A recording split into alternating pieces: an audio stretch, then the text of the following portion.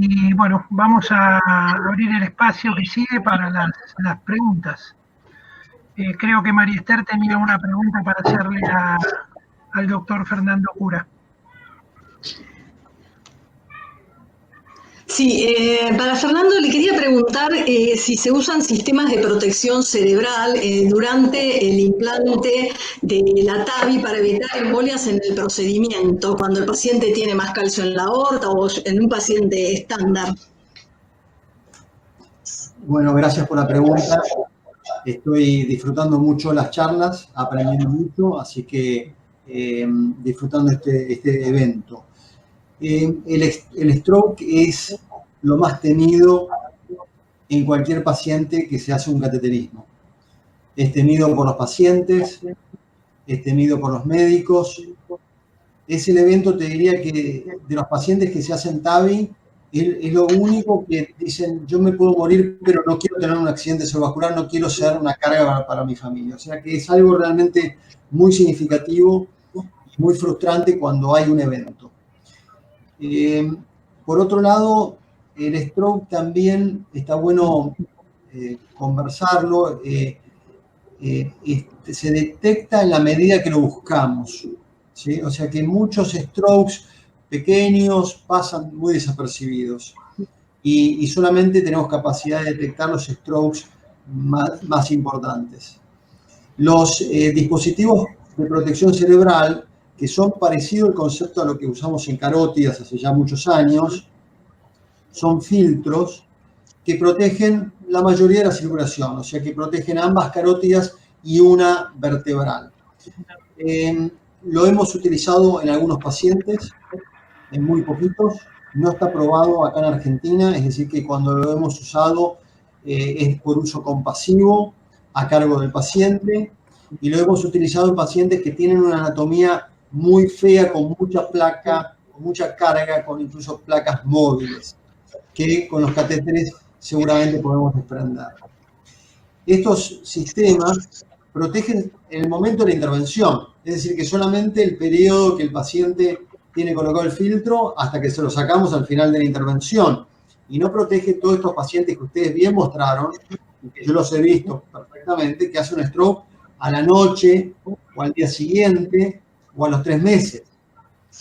Pero bueno, si la eficacia de estos dispositivos está demostrada, la tasa de accidente cerebrovascular pasa de un 5% a un 2%, la evidencia se está construyendo y yo creo que nos va digamos, a esto obligar a usarlo de forma rutinaria, porque es muy difícil predecir qué pacientes. Todos tienen calcio, todos tienen ateromatosis, entonces saber cuál es el que va a generar la embolia cuando nosotros estamos haciendo toda serie de cosas en su válvula es muy difícil. Así que cuando esto esté aprobado y el costo sea lógico, creo que va a pasar como las carótidas, que vamos a usarlo en forma sistemática en todos los pacientes para prevenir esos muy poquitos casos que pueden ocurrir.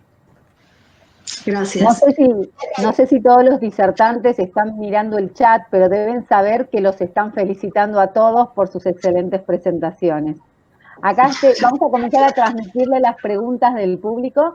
Acá Carla Giumeli le pregunta a María Esther qué TTR tenían esos pacientes valvulares del trabajo sueco que presentaste en tu presentación. Sí. Ahí no está referida, Carla, gracias por la pregunta, no está referido el TTR como variable de análisis, pero sabiendo, esto es la base de datos de los suecos tienen los mejores TTRs y en general están alrededor del 90%, pero particularmente no lo describe al TTR en este análisis. Perfecto, hago una nueva pregunta y después doy lugar al doctor Gonzalo para que lea las siguientes.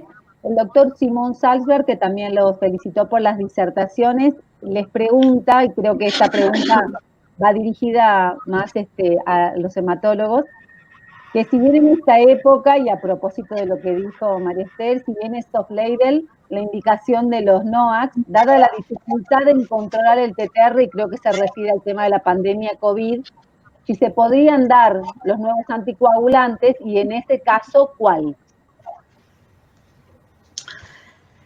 Sí, no sé, empiezo. Gracias, Simón, por la pregunta. Particularmente en esta población de posoperatorio, realmente, o sea, posoperatorio, y también me voy a referir a TAVI, ¿no? Creo que sería como peligroso darle un DOAC no teniendo ninguna evidencia, y la poca evidencia que hay aumenta el riesgo de sangrado. Entonces es medio dificultoso, sobre todo para el perioperatorio inmediato. Si vamos a TAVI, tenemos ese estudio que es el Galileo, yo también tenía por ahí que va a avanzar en eso, pero es llamativo que dando rivaroxaban a un paciente, el estudio del Galileo estaba randomizado rivaroxaban 10 miligramos, que es la mitad de dosis anticoagulante de lo que usamos en fibrilación auricular. O sea, fibrilación auricular o trombosis venosa, nosotros usamos 20 miligramos y ajustamos a 15, pero en una dosis de 10 miligramos asociada a baja dosis de aspirina contra un tratamiento antiplaquetario dual, en TAVI el estudio se suspende por razones de seguridad. Aumentó la mortalidad y aumentó el sangrado. Entonces, para TAVI te diría, Simón, que no. Y para reemplazos valvulares en el perioperatorio, sobre todo el primer mes, que es cuando el paciente está más inestable, prefiero que el paciente, si no lo voy a poder controlar porque es periodo de pandemia, ponerle heparina de bajo peso en la dosis ajustada por su función renal, su peso, y que no venga a controlarse. Distinto si el paciente tiene insuficiencia renal y tiene que hacerse control de anti-10, en ese caso es lo mismo que venga a hacerse un control de antivitamina K que hacerse el anti-10. De todos modos, las concurrencias de los laboratorios, si uno al paciente lo tiene protegido y el lugar está cuidado, no tenemos en general complicaciones. Lo que pasa es que tenemos que tener una estrategia en las clínicas de anticoagulación, en los lugares, de proteger extremadamente al paciente cuando viene a hacerse con esto.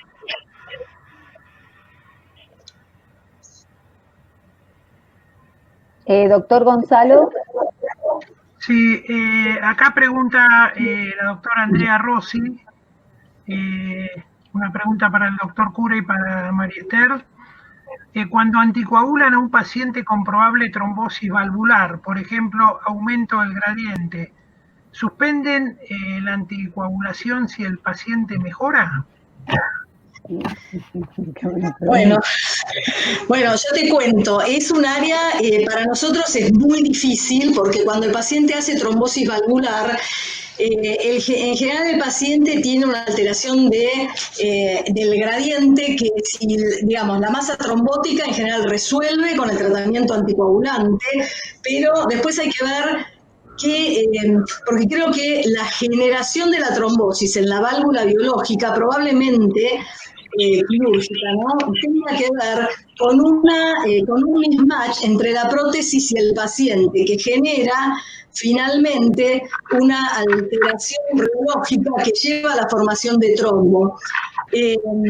Lamentablemente, cuando nosotros vemos los estudios warfarina, aspirina y todo lo que yo mostré, nada tiene como punto final la disfunción valvular o la trombosis valvular incipiente, o lo que Fernando recién describía como HALT y HAM, porque eso es una variable que se ve por tomografía y que por ahí puede preceder o es pretérita a las alteraciones de la ecografía.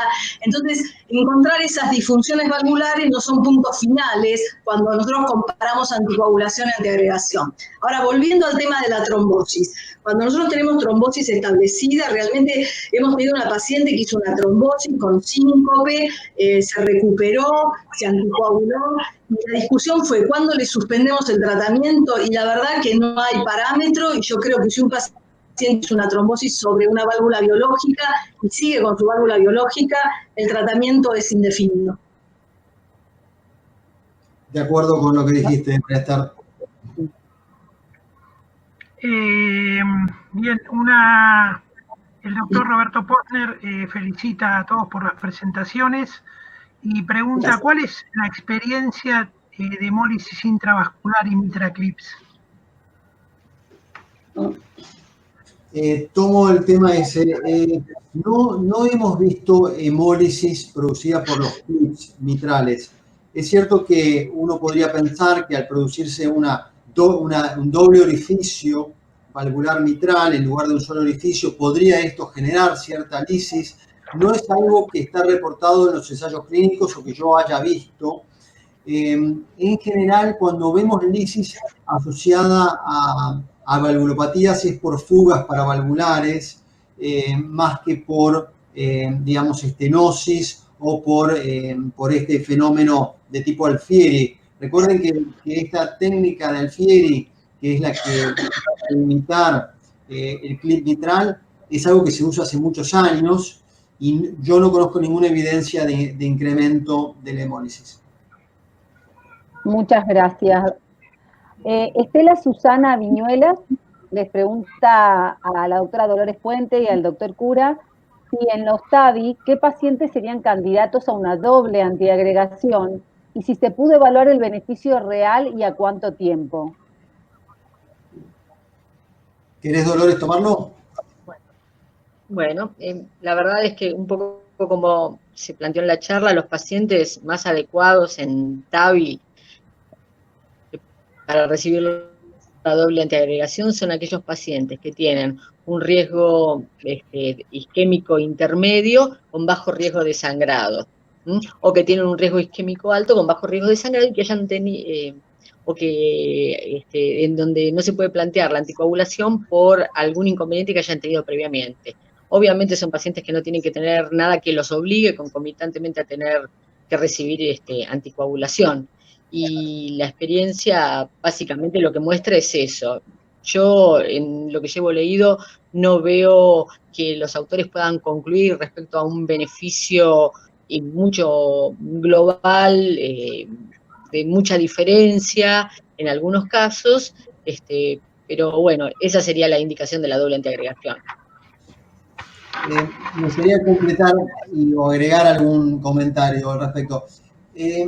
Recuerden que el tema del doble esquema antiagregante viene del aprendizaje con los stents coronarios.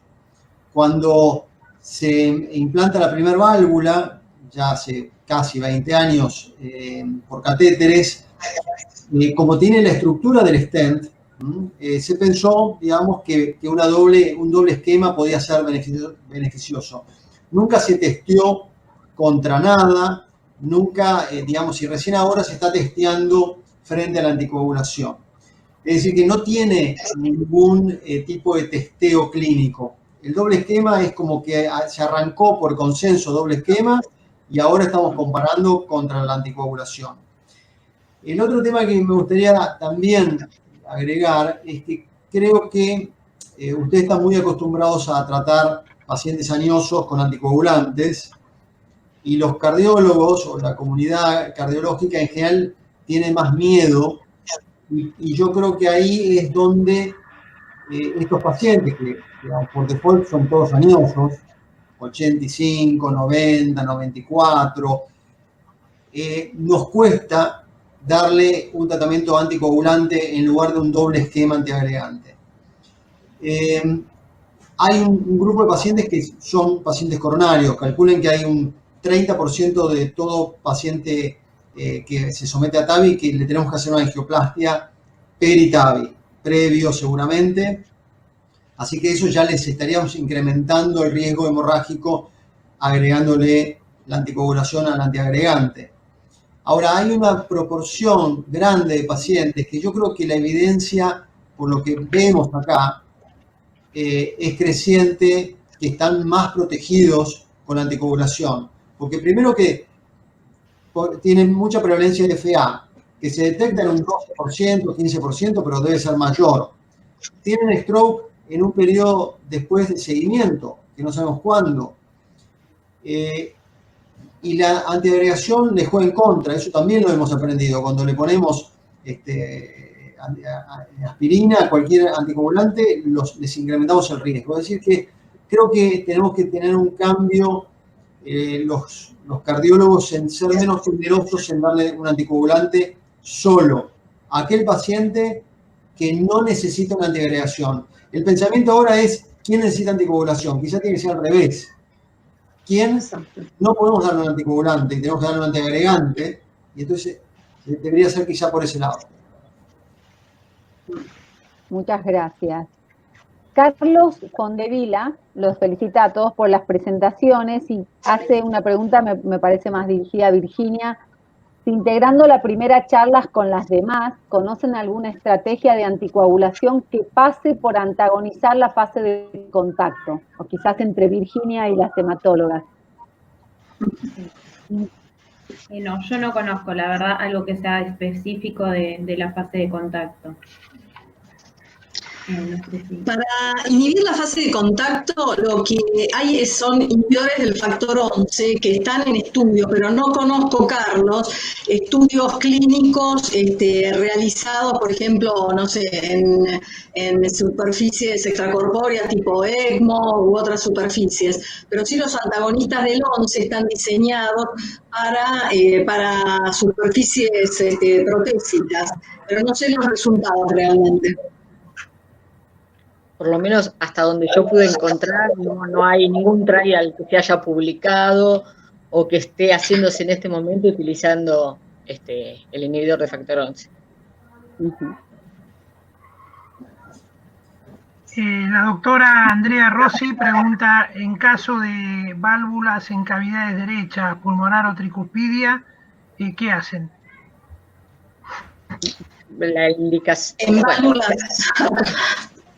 Dolores. A ver, en las válvulas tricuspidias, que sean biológicas, como ya dijo María Esther, hay que anticoagularlas de 3 a 6 meses. Y hay alguna experiencia hecha en válvulas transcatéter tricuspidia, donde también se sugiere que se mantengan anticoagulados, salvo que tengan un riesgo hemorrágico inaceptable. La verdad, en Favaloro tenemos una sola válvula tricuspidia transcatéter y ese paciente quedó anticoagulado, pero no hay demasiada experiencia. Ya con los mitrales, que son un poquito más frecuentes, tampoco hay una indicación plena, aunque todos coincidimos de que nos parece que la válvula mitral tiene el suficiente riesgo como para merecer estar anticoagulado. En parte, como dijo Fernando recién, a mí me parece que el planteo es distinto. Al principio los cardiólogos pensaron que esto era un stent, y no es un stent en las transcatéter, es un stent que tiene una válvula y la válvula tiene ciertas consideraciones que tienen que ver con el flujo, con cierta característica propia del aparato valvular, que hace que el riesgo trombogénico sea mayor y que requiera otro tipo de intervención más invasiva. Entonces, en principio, las válvulas de cavidades derechas debieran anticoagularse en un periodo de 3 meses hasta 6 meses y evaluar de acuerdo a las características propias del paciente. Con respecto, yo creo que a las válvulas, por lo menos las que nosotros tenemos anticoaguladas, el paciente ya viene de otra condición de base cardiológica. A veces es un congénito, tiene hipertensión pulmonar, entonces más allá de la anticoagulación que vamos a indicar por la válvula en sí mismo, el paciente después sigue en forma indefinida anticoagulado porque tiene otras variables de riesgo trombótico. Pero en general están con antivitamina K y creo que siguen y son indefinidas las anticoagulaciones por la temporalidad, ¿no? Bueno, por lo menos todo lo que está escrito hasta ahora demuestra que para las válvulas no se debiera pensar en otra cosa que antivitamina K, salvo en el contexto de un ensayo clínico, ¿no? Todos los ensayos clínicos en los que se hizo intervenir los anticoagulantes directos en válvulas, tienen sus bemoles, no están exentos de demostrar que hay un riesgo y que uno debiera procurar ser bastante conservador, sobre todo porque en general estos pacientes que reciben reemplazos biológicos o de tipo transcatéter son pacientes que ya de por sí son añosos, tienen otros factores de riesgo y que tienen más fácilmente factores que puedan obligarlos al sangrado. No obligarlos, llevarlos al sangrado, perdón, llevarlos al sangrado. No obligamos a nadie a que sangre, no, todavía no. Mejor no, Dolo. Mejor no. ¿Alguna pregunta más? Yo no veo preguntas en el chat, no. Quería hacer un comentario y una pregunta más. El comentario, recién se publicó el registro Atlas en los pacientes con TAVI que requerían tratamiento anticoagulante oral, warfarina versus nuevos anticoagulantes. Son 200 pacientes, 100 por rama, y comunican, tengan en cuenta que es un registro con todas las cosas que pueden ser los registros, una similar perfil de eficacia y seguridad de los DOACs con respecto a la warfarina. Y la pregunta, tal vez por ahí, Fernando, a lo mejor tenés un poco más de referencia, está relacionada con la asociación entre estenosis aórtica y factor de von Willebrand. Conocemos que la estenosis aórtica genera un von Willebrand adquirido de tipo 2A, con esa alteración multimérica, y que esta alteración de la hemostasia desaparece una vez que se corrige la estenosis aórtica, tanto por vía quirúrgica como por vía endovascular. Y esto está asociado muchas veces con la presencia de angiodisplasias y sangrados digestivos, la cual también esto es muy prevalente en los pacientes añosos, como causa independiente de su estenosis aórtica. También hay algunos estudios en los cuales han evaluado intraprocedimiento esta relación y les ha servido como parámetro desde el punto de vista hemostático para determinar, junto a lo que aporta el ecocardiograma y la medición de los gradientes, de la efectividad de la colocación de la prótesis endovascular, porque corrige el defecto rápidamente. Esto lo hacen con algunas pruebas, generalmente es un PFA 100, en el cual determinan el tiempo de cierre con ADP. Hay pacientes en los cuales persiste este tiempo prolongado, más de 180 segundos, como evidencia de la persistencia de esta alteración multimérica. Y esto parece ser en el seguimiento un factor de riesgo adverso, un factor de riesgo, en lo que hace a morbilidad de los pacientes y al riesgo de hemorragia mayor, incluso hemorragia mortal en esta población de pacientes. ¿Tienes alguna experiencia, algún comentario de algún grupo que haya seguido a estos pacientes con esta forma de evaluación? Primero que no conozco, sí, digamos, es bastante frecuente y por lo menos algo que surge el tema del sangrado previo a la intervención de la válvula y que estos pacientes mejoran eso. Es una observación que nosotros ocurre con cierta frecuencia. También la corrección del von Willebrand, pero no conozco detalles del impacto o del estudio específico de la hemostasia y su corrección por medio de la intervención de la válvula. Pero es muy interesante lo que decís. Es algo que sí vemos claramente lo del sangrado y que por alguna razón, que también es como que no me queda totalmente claro, estos pacientes no vuelven a sangrar. Y previo muchas veces se tienen que hacer argón, se tienen que hacer intervenciones que luego no recurren luego de corregida la valvulopatía. No sé si capaz que, María Esther, pudiste observar algo de nuestros pacientes en esta aspecto. Sí, nosotros lo tenemos esto más estudiado en los pacientes valvulares quirúrgicos, los que van a cirugía, que muchas veces tienen un prequirúrgico un poco más intenso y es un paciente con antecedentes de sangrado y quizás los que tienen estenosis aórtica severa, nosotros vemos von Willebrand adquirido y vemos que después se corrige, y se corrige el fenotipo sangrante, sobre todo por angiodisplasia. Ahora, lo que me llama la atención con respecto a lo que vos comentabas, Gonzalo, que con PFA 100 ellos detectan o ven la persistencia de este von Willebrand adquirido. ¿Qué grado de estenosis residual tienen que tener los pacientes para que tengan el suficiente shear estrés a través de la válvula para que vuelvan a ser von Willebrand adquirido? Porque debiera ser como un fallo a la terapéutica, no sé si desde la estenosis o por ahí con un leak paravalvular, porque los leaks que dan hemólisis siempre tienen que tener una determinada fuerza dinámica para que una disfunción valvular, creo que se calculaba entre 3.000 milisegundos. ¿Cómo calculan ustedes los jets en velocidad, Fernando o Silvia? Son en el tamaño, no en la velocidad. Porque había un estudio donde para que el paciente tuviera hemólisis tenía que tener más de 3.000, no me acuerdo el valor, 3.000 y cuál es el valor. Segundos por ultrasonido, ok, sí, por ultrasonido. Sí, bueno, porque no todos los jets daban hemólisis y eso se valoraba en función de esta velocidad, que no me acuerdo. Dinas por segundo, ¿puede ser? ¿Qué miden en dinas por segundo? Perdón, qué ignorante yo, ¿no? Pero no, miden algo que era abajo de 3.000 o arriba de 3.000. Arriba de 3.000 rompía y no rompía. Por eso, volviendo a lo del von Willebrand, yo creo que se relaciona más a la estenosis, porque corregida la estenosis, el paciente cambia el fenotipo sangrante y corrige el von Willebrand adquirido. ¿Por qué estos pacientes seguían con ese estudio de PFA100 tan alterado, si por leak, si por estenosis, porque es raro que no se le corrija, ¿no? Por más, apenas abrís un poco la válvula, debiera irse la variable de coagulación. Sí, se refiere en el trabajo a leaks con más del 10% de separación. Por leaks debe ser, leaks periprotésicos, debe ser por eso. No es para estenosis valvular protésica, sino para leaks paravalvulares esto. Claro, incluso hay un trabajo francés del 2018 en el cual aquellos que quedan con este tiempo prolongado de más de 180 segundos post procedimiento lo tienen como un predictor, una variable independiente de riesgo de sangrado a largo plazo.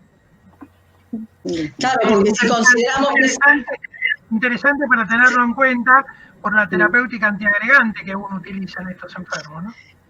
Claro, quizás si uno pudiera correlacionar defecto de coagulación con doble antiagregación o con una antivitamina K aspirina, quizás sacás a los pacientes que te dan variable de sangrado. Habría que buscar esas hemorragias y qué tenían, o por ahí hacerlo medio prospectivo y ver, porque no todos los pacientes sangran de la misma manera, ¿no? O sea, porque un grupo sangra mucho y el otro nada. Entonces, probablemente haya otras variables que nosotros no estamos claramente midiendo desde el lado de la coagulación. Sobre todo dando un antiagregante, ¿no? Que no es gratis tampoco, porque Fernando decía bien, no le tienen más miedo a un Sintrom que a una doble antiagregación. Y la doble antiagregación altera mucho la hemostasia primaria y los pacientes tienen más hemorragia digestiva, tienen más, o sea, no es gratis la doble antiagregación, por más que como desde lo coronario están más acostumbrados, por ahí tienen, ¿no? Como una falsa sensación de seguridad, quizás. Y el 40% como dato, comentario interesante, es por sangrado digestivo, además. Claro. Bueno, ¿alguna pregunta más? Acá, Carlos Pondevila, acá hay una pregunta más. Carlos Pondevila hace una pregunta, saliendo un poco de los eventos tromboembólicos y preguntando en particular sobre la degeneración valvular. Él refiere que publicaciones mencionan que la degeneración de la válvula aórtica biológica, plantean estas publicaciones que el uso de los dicumarínicos por un tiempo que no queda claro podría prevenir dicha degeneración valvular. ¿Qué opinan ustedes sobre el efecto de los dicumarínicos y la prevención de la degeneración valvular? Hay un aspecto que es una teoría que cada vez tiene más adeptos, que es que toda degeneración valvular comienza con trombosis valvular. Es decir, que son aquellos pacientes que por alguna razón tienen más shear stress porque tengan un gradiente residual post-intervención mayor, por la razón que fuese, desarrollan trombosis, esa trombosis se transforma en degeneración. Hay un periodo de tiempo que es algo mixto y de pronto se genera esa degeneración. Entonces, es muy lógico pensar que una anticoagulación adecuada y segura pueda mejorar la durabilidad de las válvulas. Gracias.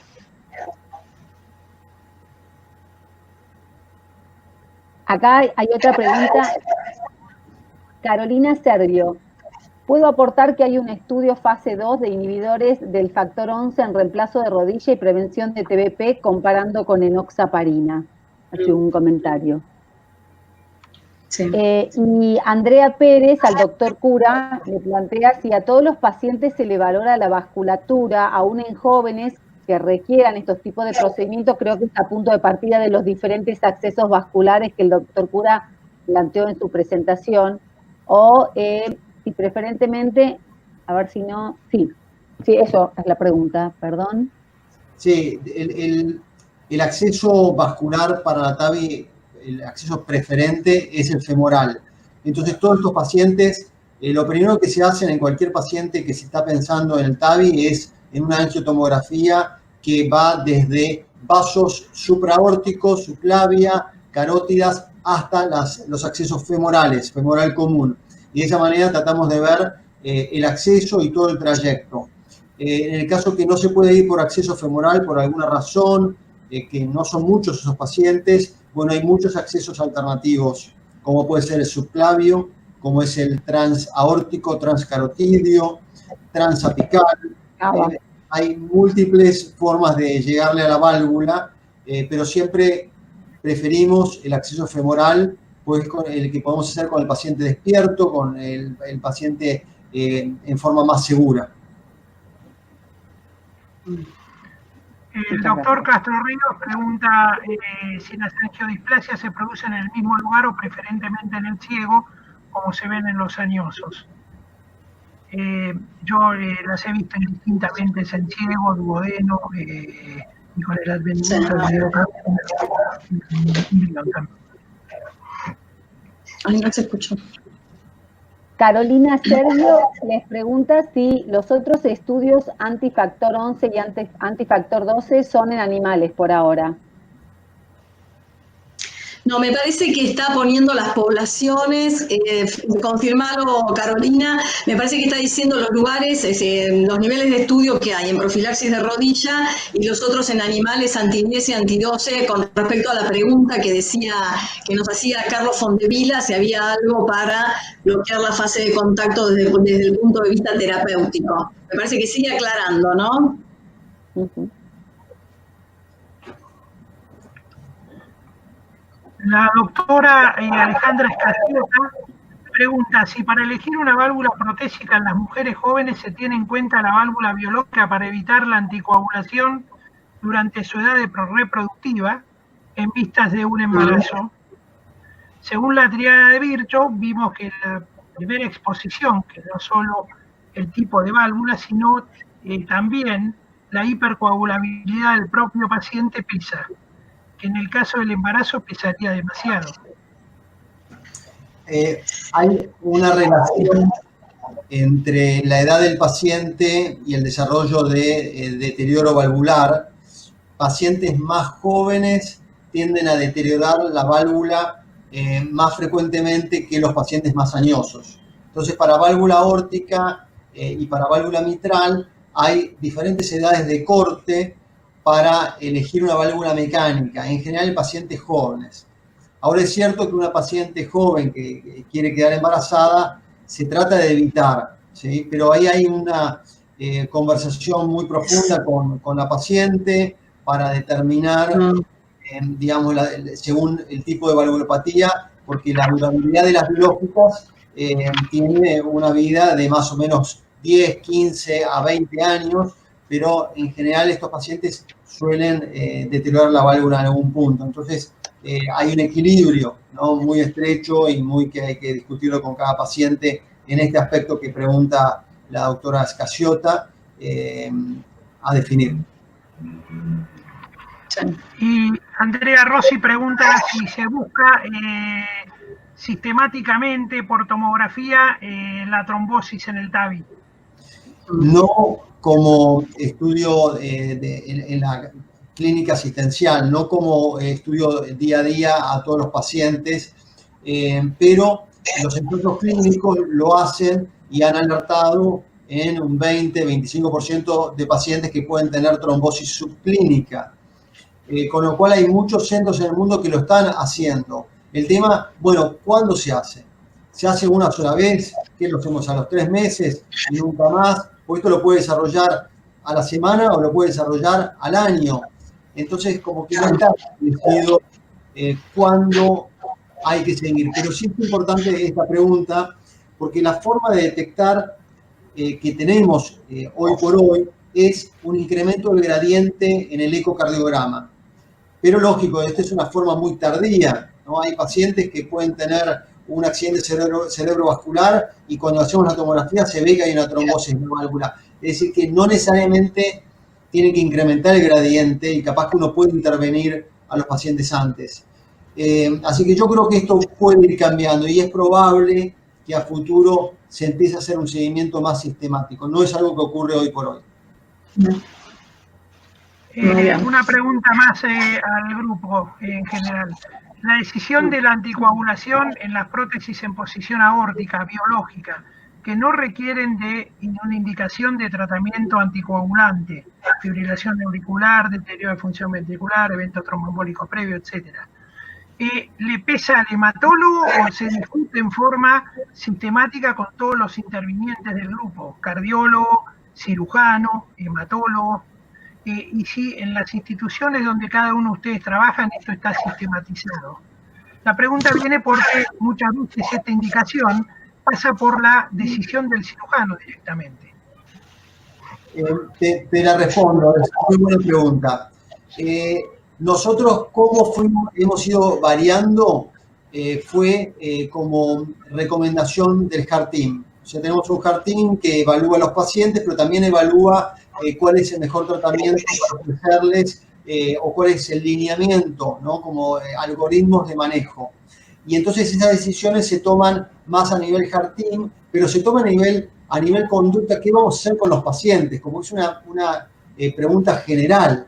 Y acá yo creo que el desafío de todos nosotros es poder hacer un tratamiento individualizado para cada paciente. Este paciente, como vos decías, si tiene un von Willebrand, si no lo tiene, si tiene, cuál es el riesgo de fibrilación auricular y poder establecer en cada paciente cuál es la anticoagulación y poder seguir en el tiempo, porque quizá puede ser el mismo dicumarínico, pero con diferentes niveles de RIN, y capaz que hay que agregarlo, sacarle la aspirina y por cuánto tiempo. Es decir que nosotros no lo hacemos como que el cirujano o el intervencionista dice, porque eso no nos gusta, pero tampoco creo que es tan bueno, o sea, definimos como para la población y no en forma este paciente particularmente que es lo que necesita. Alejandra Escariota, a propósito de la pregunta que hizo previamente, les plantea si después también se debe discutir si anticoagular o no a la paciente. Sería el consejo médico si la paciente quiere estar protegida y no afectar al feto. ¿Alcanzan a ver la Creo que pregunta? ahí lo que tenemos que hacer. Dolores, se escucha entrecortada. Dolores, ¿vos estás hablando? Ya. A ver, Es nada. no se escucha, Dolores. Sí, ¿querés, María Esther, comentar? No, yo creo No se la que escucha, María sí, Esther. a ver, sí, siempre en una paciente, sobre todo joven, porque es la paciente que se va a embarazar, uno va a discutir si la válvula va a ser mecánica o va a ser biológica. Uno también tiene que plantearle, más allá del daño estructural que va a tener la válvula por la vida media de la válvula, también por ahí hay que explicarle a la paciente que estando anticoagulada, la paciente, pacientes bien anticoagulados y bien seguidos en caso de embarazo, pero seguidos en un grupo multidisciplinario donde cardiólogo de alto riesgo, obstetra que maneje alto riesgo, hematólogo que se dedica a la paciente en forma puntual. Nosotros hemos tenido, por lo menos en pacientes embarazadas, éxito en el tratamiento. Estar anticoagulado y estar para los cirujanos, paciente que se quiere embarazar, es una contraindicación para ponerle casi una válvula mecánica.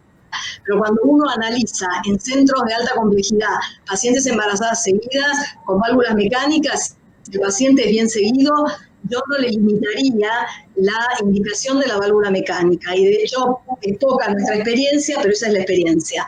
Las guías también dicen que en una paciente que quiere embarazo le ponen la protésica, pero también hay que explicarle a la paciente que la válvula protésica no le garantiza que va a estar fuera de tratamiento anticoagulante. Porque si tenemos la desgracia de que tuvo fibrilación auricular postoperatoria, el paciente tiene algún signo de disfunción con trombosis valvular, después hay que explicarle a esa paciente que a veces el cirujano también le garantiza la no anticoagulación, que puede llegar a estar anticoagulada y quizás su embarazo lo pase anticoagulado con una válvula biológica y después con el daño estructural que no le hemos podido, que no le vamos a poder evitar. Así que me parece que es un terreno donde la decisión del paciente va a ser lo que pese más dentro de lo que nosotros como grupo multidisciplinario le podemos explicar y ofrecer, pero ahí va a ser una decisión consensuada donde yo creo que vale lo que finalmente diga la paciente. Bien asesorada y bien explicándole todos los riesgos, ¿no? Sí, completamente de acuerdo. Y aparte lo que nos pasa en la práctica es que muchas veces la paciente, más allá del consejo que tenga previo del cirujano, del hematólogo, toma sus propias decisiones y muchas veces vienen concretamente con el EVA-test positivo y bueno, y muchas veces dicen, bueno, pero quiero proseguir adelante con este embarazo o, bueno, asumo el riesgo de pasar a heparina de bajo peso en el primer tiempo porque tengo miedo de la malformación. Y entonces, más allá de lo que consensúa el grupo, que hace el grupo de médico, también están muchas decisiones que toma la paciente y en las que uno no le queda otra más que respetarla, acompañarla y tratar de asesorarla lo mejor posible. ¿Alguna pregunta más? ¿Comentario? No hay ninguna pregunta del público. Yo quisiera aprovechar que está el doctor Cura y hacerle una pregunta. Todos los procedimientos percutáneos surgieron en general desde hace más de 18 años, como lo comentó, a propósito de pacientes de alto riesgo. Hoy ya tenemos evidencia que en pacientes de menor riesgo podemos intervenirlos con procedimientos percutáneos. ¿Usted cree que en la población argentina será factible en un corto plazo implementar en pacientes de bajo o de riesgo intermedio las prótesis percutáneas y ofrecerle al paciente como una alternativa sin que sea un paciente octogenario, frágil ni de alto riesgo? ¿Vos crees que hay cirujanos acá escuchando? Bueno, te lo voy a decir bajito. Pero creo que si hay pacientes, los pacientes tendrían una opción menos invasiva para elegir. Obvio, no. Los pacientes no se quieren operar, no quieren pasar por algo que, por supuesto, es traumático, como es la cirugía. Y en el TAVI se va a extender, y en el mundo ya está ocurriendo, que muchos lugares del mundo, pacientes más de 75 años, ya no se piensa en riesgo. De hecho, te diría que no es correcto hablar de riesgo a la hora de decidir TAVI o cirugía, sino que más tenemos que hablar de durabilidad. Porque hay pacientes de 85 años que son de bajo riesgo. Pero un paciente de 85 años, ponerlo en bomba para una cirugía donde la recuperación, donde está viviendo sus últimos años, la verdad que es como, lo veo como inhumano, cuando ya hemos demostrado igual o mejor resultado en cuanto a mortalidad y en cuanto a accidente cerebrovascular comparado con la cirugía.